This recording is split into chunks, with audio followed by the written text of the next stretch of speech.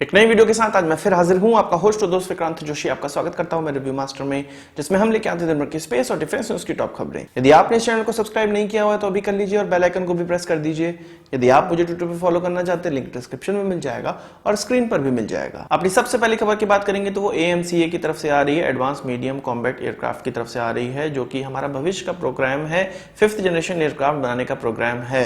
तो इससे रिलेटेड कुछ और नई चीजें निकलकर सामने आई है, जो कि DRDO की तरफ से आई है, HAL की तरफ से आई है और हमारे एयरफोर्स के प्रमुख एयर चीफ मार्शल की तरफ से निकलकर सामने आई है। HAL के CMD ने इकोनॉमिक टाइम्स को यह बताया कि जो AMCA प्रोग्राम होने वाला है, अब वो मेनली प्राइवेट सेक्टर का प्रोग्राम होने वाला है। इसमें होगा यह कि DRDO, HAL और प्राइवेट सेक्टर की कई कंपनियां एक कंसोर्टियम की तरफ से बनाया जाएगा, जिसमें कि पैसों की जो आवश्यकता है वो लगभग 2500 से 3000 करोड़ रुपए की आवश्यकता पड़ेगी।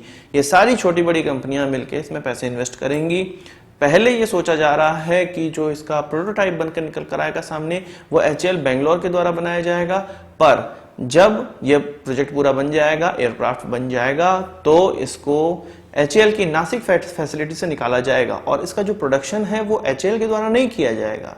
यह समझा जा रहा है कि प्राइवेट पार्टनर ही इसका प्रोडक्शन करेंगे, पर वो जो HAL की फैसिलिटी है, HAL नासिक की जो फैसिलिटी है, उसको लीज पर लेंगे और उन प्राइवेट सेक्टर्स को एक नई फैसिलिटी डालने का जो खर्चा है उससे वो बच जाएंगे। HAL की भूमिका इसमें यही होने वाली है मेनली कि वो प्रोडक्शन करने के लिए अपनी फैसिलिटी दे देंगे, अपना फैक्ट्री दे देंगे।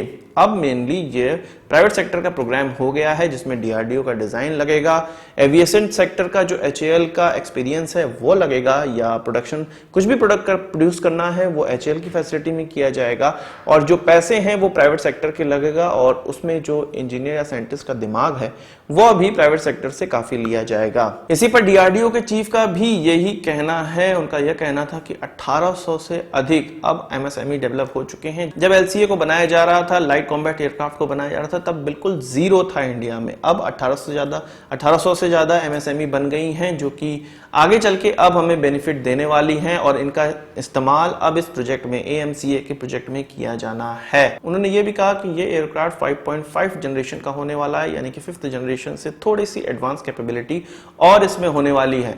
वहीं हमारे एयर चीफ मार्शल का भी यही कहना था कि ये जो एयरक्राफ्ट बन रहा है या बनेगा, जिसको कि 2028 तक बना के मतलब प्रोडक्शन स्टार्ट करने का जो संभावना मानी गई है, उसमें जो कैपेबिलिटी है वो 6th जनरेशन एयरक्राफ्ट की कैपेबिलिटी भी होगी। 6th जनरेशन एयरक्राफ्ट की कैपेबिलिटी हम लोग क्या जानते हैं कि वो मेनली पायलटलेस एयरक्राफ्ट होने वाला है, वो स्वार्म ड्रोन लॉन्च करने योग्य होना चाहिए। तो इस प्रकार की कैपेबिलिटी इन एयरक्राफ्टों में भी आ सकती है। जैसा कि रशिया ने भी ये समझा है, ये माना है कि Su-57 जो उनका बना हुआ है वो ट्रूली 5th जनरेशन एयरक्राफ्ट या अमेरिका के लेवल का 5th जनरेशन एयरक्राफ्ट नहीं बना है, तो उसमें जो कैपेबिलिटी है अब जल्द ही 6th जनरेशन एयरक्राफ्ट की ऐड कर दी जाएगी और वो एक प्लेटफॉर्म बनेगा। Su-57 एक प्लेटफॉर्म बनेगा जो कि 6th जनरेशन एयरक्राफ्ट रशिया के द्वारा डेवलप करना है उसके लिए।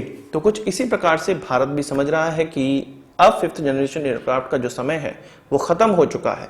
खत्म हो चुका है इन द सेंस उसके डेवलपमेंट में अब जब समय खर्च किया जाएगा तब तक 6th जनरेशन एयरक्राफ्ट निकलकर सामने आ जाएंगे। तो सीधे 6th जनरेशन एयरक्राफ्ट की ही बात की जाए। वही बात करते हैं पाकिस्तान की। नवाज शरीफ की तरफ से एक नया बयान निकलकर सामने आया है। लंदन में वो अपना इलाज करा रहे हैं, हम सभी लोग जानते हैं। तो उनके द्वारा एक प्रेस कॉन्फ्रेंस में या प्रेस को वो बता रहे थे और इसमें वो अपनी वाहवाही बटोर रहे थे और वाहवाही अपनी करवा रहे थे। इसमें उन्होंने साफ साफ ये कहा, जिसका लिंक डिस्क्रिप्शन में आपको मिल जाएगा इस वीडियो का भी, और हो सकता है कि मैं इस वीडियो के आगे ही उसको ऐड कर दूं, जिसमें उन्होंने साफ साफ कहा जो अमेरिका का टॉमहॉक क्रूज मिसाइल है, वो जब वह अफगानिस्तान में अमेरिका उसका इस्तेमाल कर रहा था तो एक बलूचिस्तान में गिर गया और उस बलूचिस्तान में गिरे हुए टॉमहॉक को उन्होंने रिवर्स इंजीनियर करके अपना जो बाबर क्रूज मिसाइल है वो बनाया है।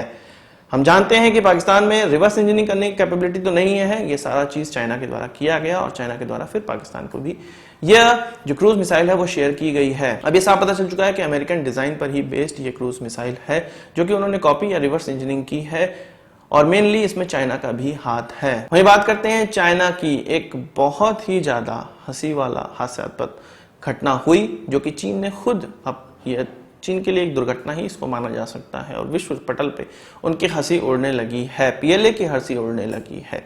एक फोटो उन्होंने ऐसे ही अपलोड की और आप जानते हैं कि प्रोपेगेंडा में माहिर हैं। एक फोटो उन्होंने अपलोड की और जिसमें कि देखने में आया कि उनका एयर डिफेंस सिस्टम लगा हुआ है HQ-16, उसका बैरल टेढ़ा ही है।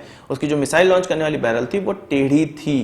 तो लोगों ने पॉइंट आउट किया और उसको देखा तो वो एक बलून था।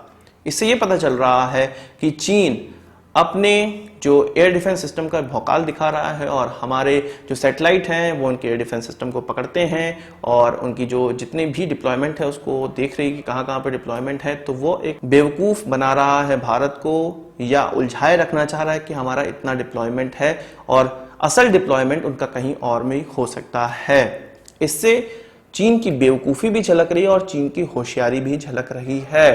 वो ये बेवकूफ़ी कर बैठा कि इस जो फोटो को सामने रखा, उसके बाद उसने उसको डिलीट मार दिया जब लोगों ने पॉइंट आउट करना स्टार्ट कर दिया। और उनकी बुद्धिमत्ता भी दिख रही कि डिप्लॉयमेंट ना होने के बावजूद वो हमें बेवकूफ़ बनाए हुए हैं। हो सकता है भारतीय आर्मी को इस चीज़ के बारे में पता हो, पर आम जनता बेवकूफ़ बन रही है सैटेलाइट इमेजेस के माध्यम से या सैटेलाइट इमेजेस के नाम पे। तो सैटेलाइट इमेजेस पे भी आप भरोसा नहीं कर सकते हैं। ऑन ग्राउंड जो ट्रूथ्स है वही जानती है कि एक्चुअल कितनी कैपेबिलिटी है चाइना की। हालांकि इस जो न्यूज से यह साफ साफ पता चल गया कि गुब्बारे का जो इस्तेमाल उन्होंने किया है कुछ उसी प्रकार से PLA भी एक गुब्बारा है जिसकी हवा भारतीय आर्मी निकालना जानती है और कई बार निकाल भी चुकी है। वहीं बात करते हैं शुक्रयान की, या आप इसको वीनस मिशन भी कह सकते हैं, जो कि इसरो का मिशन है। 2025 में ये लॉन्च होने वाला है। अब इसकी डेट निकलकर सामने आई है। इसमें फ्रांस भी साथ देने वाला है। फ्रांस और रशिया के द्वारा एक जॉइंटली डेवलप किया हुआ पेलोड है जिसका इस्तेमाल इसरो अपने रॉकेट में करने वाला है, या इसका लॉन्च इसरो करने वाला है। इस पेलोड का नाम है Venus infrared atmospheric gas linker, जिसका लॉन्च अभी जो माना जा रहा है वो 2025 में होने वाला है, जिसको हम लोग शुक्रयान के नाम से जान रहे थे और सोच रहे थे कि इसका लॉन्च कब होगा। तो अब उसका लॉन्च 2025 में डिक्लेयर हो गया है। वही बात करते हैं जो प्रोक्योरमेंट प्रोसीजर में 2020 procurement procedure, defence procurement procedure या एक्विजिशन प्रोसीजर निकलकर सामने आया है। उसमें जो लीज की बात की गई है, अब उसमें लीज के तहत कुछ 100 से ज़्यादा ड्रोन्स हम खरीदने की जो प्रोसेस है उसका स्टार्ट किया जा सकता है। इसके अलावा 6 टैंकर एयरक्राफ्ट भी खरीदे जा सकते हैं। अभी भारत के पास केवल 6 टैंकर एयरक्राफ्ट हैं जो कि रशियन हैं।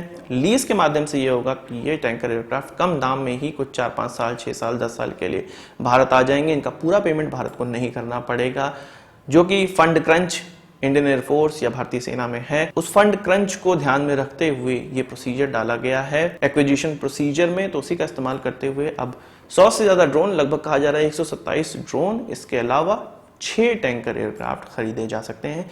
इसका मसौदा जल्द ही सामने आ सकता है। आज की इस वीडियो के लिए बस इतना ही। आशा करता हूँ कि वीडियो पसंद आई होगी। आप इसको एक बड़ा थम्स अप जरूर देंगे। इस वीडियो से संबंधित कोई सवाल सुझाव हो कमेंट बॉक्स में जरूर आइएगा, और यदि आपने हमारा चैनल तक सब्सक्राइब नहीं किया उसे भी कर लीजिए, क्योंकि हम इस प्रकार की वीडियो लाते रहते हैं। नमस्कार, थैंक यू, जय हिंद।